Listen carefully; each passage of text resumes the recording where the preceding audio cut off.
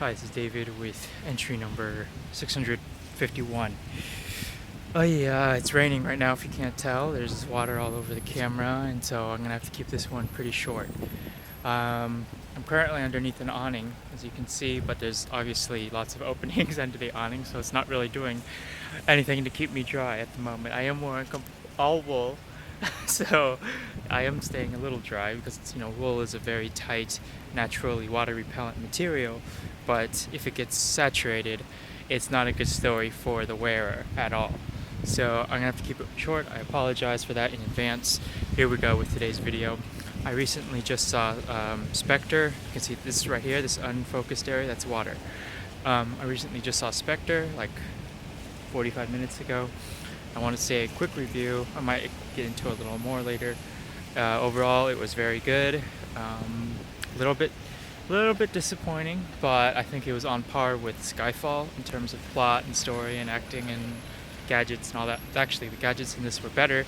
I was sad that the new Bond car was destroyed without a lot of pomp and circumstance, really.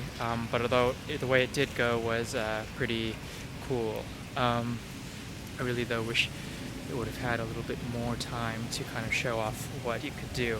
Although that chase scene in Rome was pretty cool in my opinion.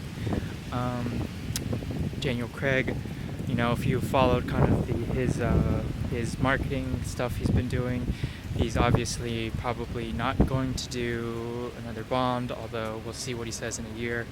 Daniel Craig I think is over 50 now, and the man is having to keep his body in extremely good physical condition for the role, and although I know he's contracted for one more, so we'll see if he actually fulfills that or he gets out of it.